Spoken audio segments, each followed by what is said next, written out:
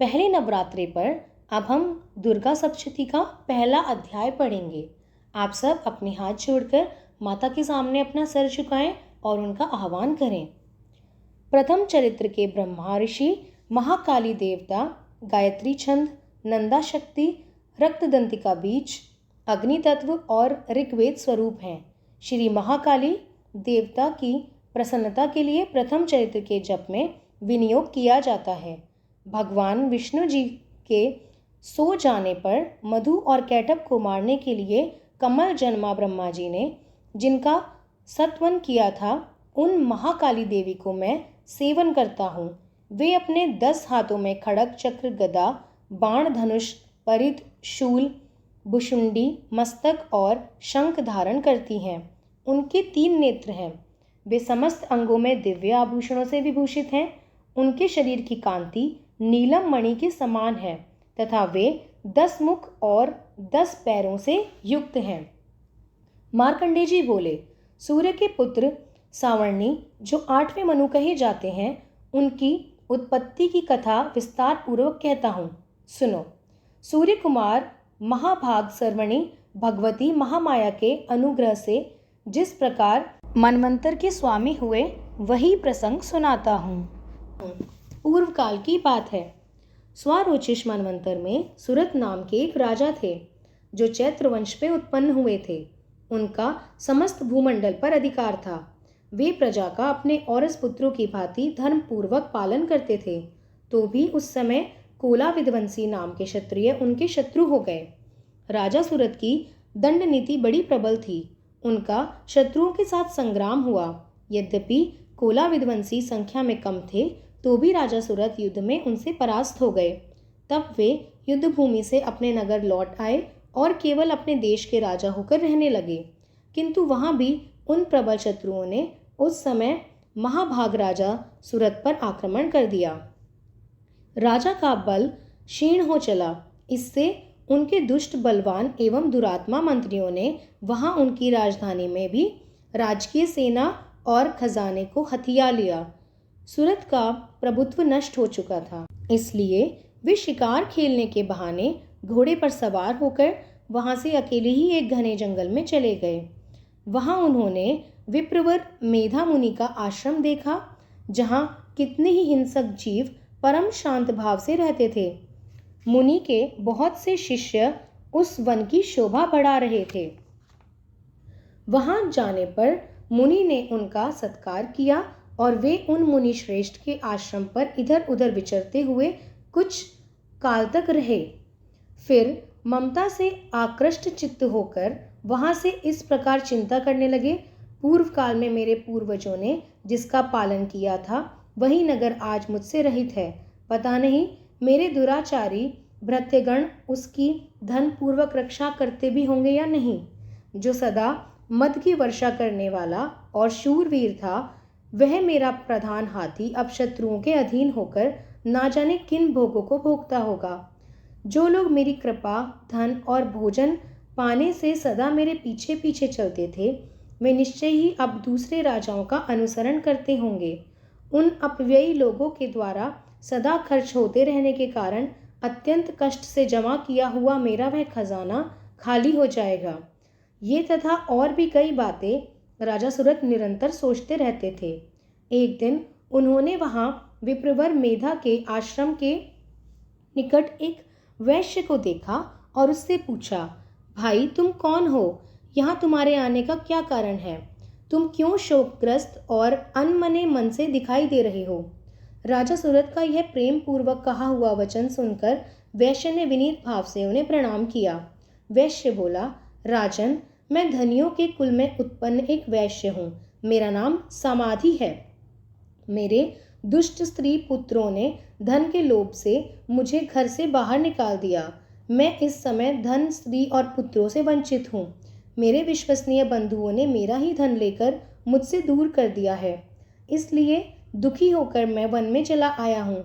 यहाँ रहकर मैं इस बात को नहीं जानता कि मेरे पुत्रों की, स्त्री की और स्वजनों की कुशल है या नहीं। इस समय घर में वे कुशल से रहते हैं अथवा उन्हें कोई कष्ट है।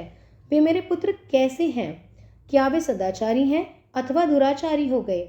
राजा ने पूछा, जिन लोभी स्त्री पुत्र आदि धन के कारण तुम्हें घर से निकाल सकते हैं, उनके प्रति तुम्हारे चित्त में इतना स्नेह बंधन क्यों है? वैश्य बोला, आप मेरे विषय में जैसी बात करते हैं वह सब ठीक है, किंतु क्या करूं, मेरा मन निष्ठुरता नहीं धारण करता।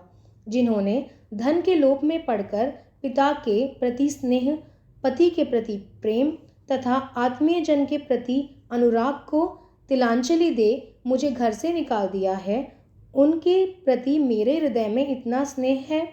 महामते, गुणहीन बंधुओं के प्रति जो भी मेरा चित्त इस प्रकार प्रेम मग्न हो रहा है, यह क्या है?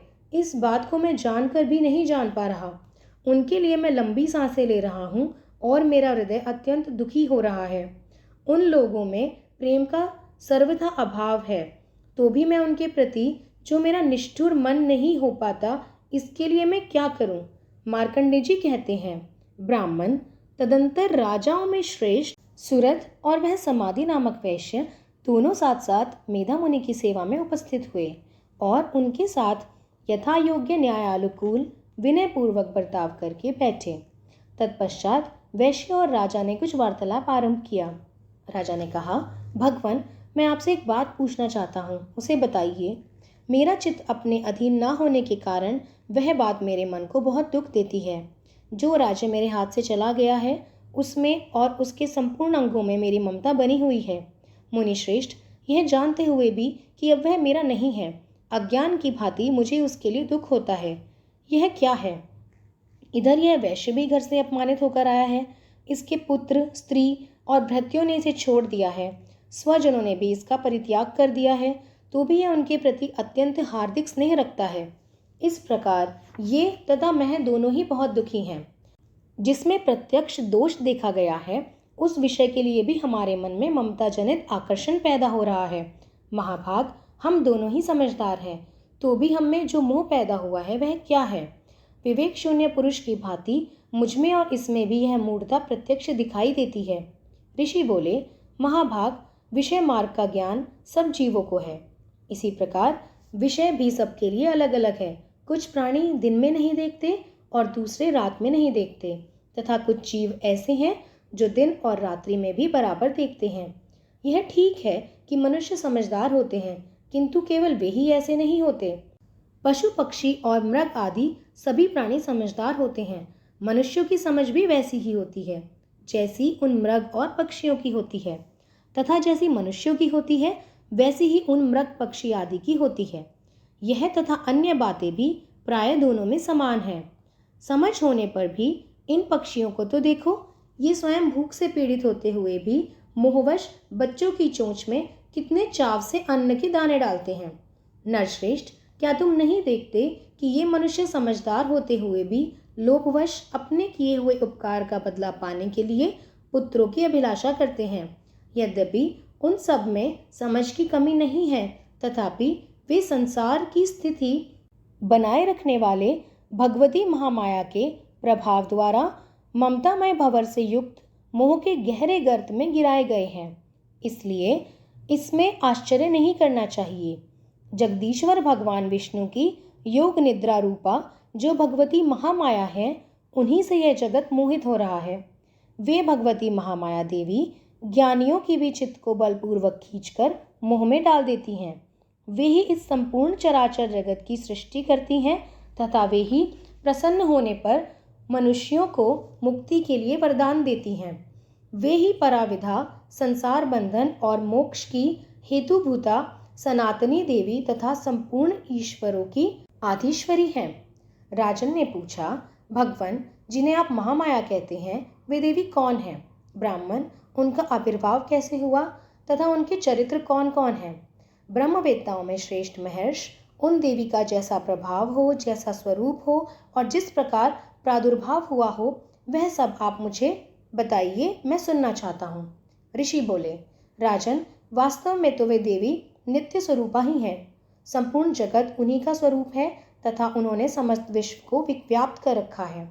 तथापि उनका प्राकट्य अनेक प्रकार से होता है, वह मुझसे सुनो। यद्यपि वे नित्य और अजन्मा है, तथापि जब देवताओं का कार्य सिद्ध करने के लिए प्रकट होती हैं, उस समय लोक में उत्पन्न हुई कहलाती हैं। कल्प के अंत में जब संपूर्ण जगत एकार्णव में निमग्न हो रहा था और सबके प्रभु भगवान विष्णु शेषनाग की शैया बिछा योग निद्रा का आश्रय लेकर सो रहे थे, उस समय उनके कानों के मैल से दो भयंकर असुर उत्पन्न हुए, जो मधु और कैटभ के नाम से विख्यात थे। वे दोनों ब्रह्मा जी का वध करने को तैयार हो गए।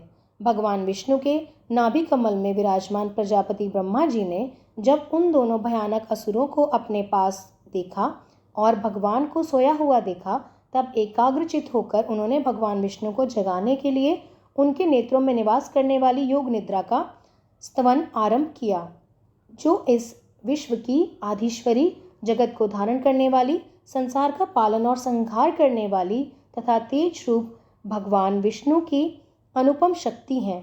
उन्हीं भगवती निद्रा देवी की भगवान ब्रह्मा स्तुति करने लगे। ब्रह्मा जी ने कहा, देवी तुम ही स्वाहा, तुम ही स्वधा और तुम ही वष्टकार हो। स्वर भी तुम्हारे ही स्वरूप है। तुम ही जीवनदायिनी सुधा हो। नित्य अक्षर प्राण में आकर उकार मकार इन तीनों मात्राओं के स्वरूप में तुम ही स्थित हो तथा इन तीन मात्राओं के अतिरिक्त जो बिंदु रूपा नित्य अर्धमात्रा है, जिसका विशेष रूप से उच्चारण नहीं किया जा सकता, वह भी तुम ही हो। देवी तुम ही संध्या, सावित्री तथा परम जननी हो। देवी तुम ही इस विश्व ब्रह्मांड को धारण करती हो। तुम ही से इस जगत की सृष्टि होती है, तुम ही से इसका पालन होता है और सदा तुम ही कल्प के अंतिम में सबको अपना ग्रास बना लेती हो। जगन्मयी देवी, इस जगत की उत्पत्ति के समय तुम सृष्टि रूपा हो, पालन काल में स्थित रूपा हो तथा कल्पांत के समय संहार रूप धारण करने वाली भी तुम ही हो। तुम ही महाविधा, महामाया, महामेधा, महास्मृति, महामोह रूपा, महादेवी और महासुरी हो। तुम ही तीनों गुणों को उत्पन्न करने वाली सबकी प्रकृति हो। भयंकर काल रात्रि, महारात्रि और मोहरात्रि भी तुम ही हो। तुम ही श्री, तुम ही ईश्वरी, तुम ही ह्रीम और तुम ही बोध स्वरूपा बुद्धि हो। लज्जा, पुष्टि, तुष्टि, शांति और क्षमा भी तुम ही हो। तुम खड्गधारिणी, शूलधारिणी, घोर रूपा तथा गदा, चक्र, शंख और धनुष करने वाली हो। बाण, भुशुंडी और परीद ये भी तुम्हारे अस्त्र हैं। तुम सौम्य और सौम्यंतर हो। इतना ही नहीं, जितने भी सौम्य एवं सुंदर पदार्थ हैं, उन सब की अपेक्षा तुम अत्यधिक सुंदरी हो। पर और अपर, सबसे परे रहने वाली परमेश्वरी तुम ही हो। सर्वस्वरूपे देवी, कहीं भी सत असत रूप जो कुछ वस्तुएं हैं और उन सब की जो शक्ति है, वह तुम ही हो। ऐसी अवस्था में तुम्हारी स्तुति क्या हो सकती है? जो इस जगत की सृष्टि, पालन और संहार कर सकते हैं, उन भगवान को भी जब तुमने निद्रा के अधीन कर लिया है, तो तुम्हारी स्तुति करने में यहाँ कौन समर्थ हो सकता है? मुझको, भगवान शंकर को तथा भगवान विष्णु को भी तुमने ही शरीर धारण कराया है, अतः तुम्हारी स्तुति करने की शक्ति किसमें है? देवी, तुम तो अपने इन उदार प्रभावों से ही प्रसन्नचित हो।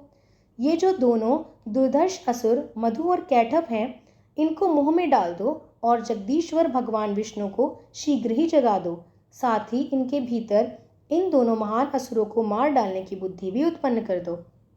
ऋषि कहते हैं, राजन, जब ब्रह्मा जी ने वहां मधु और कैटभ को मारने के उद्देश्य से भगवान विष्णु को जगाने के लिए तमोगुण की अधिष्ठात्री देवी योग निद्रा की इस प्रकार स्तुति की, तब वे भगवान के नेत्र, मुख, नासिक, बाहु, हृदय और वक्ष स्थल से निकलकर अव्यक्त जन्मा ब्रह्मा जी की दृष्टि के सामने जा खड़ी हुई। योग निद्रा से मुक्त होने पर जगत के स्वामी भगवान जनार्दन उस एकार्ण वन के जल में से शेषनाग की शैया से जाग उठे। फिर उन्होंने उन दोनों असुरों को देखा। वे दुरात्मा मधु और कैटभ अत्यंत बलवान तथा पराक्रमी थे और क्रोध से लाल आंखें लिए ब्रह्मा जी को खा जाने के लिए उद्योग कर रहे थे। तब भगवान श्रीहरि ने उठकर उन दोनों के साथ 5000 वर्षों तक केवल बाहुयुद्ध किया। वे दोनों भी अत्यंत बल के कारण उन्मत्त नहीं हो रहे थे। इधर महामाया ने भी उन्हें मुंह में डाल रखा था। इसलिए वे भगवान विष्णु से कहने लगे, हम तुम्हारी वीरता से संतुष्ट हैं, तुम हम लोगों से कोई वर मांगो। श्री भगवान बोले, यदि तुम दोनों मुझसे प्रसन्न हो गए हो तो अब मेरे हाथ से मर जाओ, बस इतना सा ही मैंने वर मांगा है, यहाँ दूसरे किसी वर से क्या लेना देना। ऋषि कहते हैं, इस प्रकार धोखे में आ जाने पर जब उन्होंने संपूर्ण जगत में जल ही जल देखा, तब कमल नयन भगवान से कहा, जहाँ पृथ्वी जल में डूबी हुई ना हो, जहाँ सूखा स्थान हो, वहीं हमारा वध करो।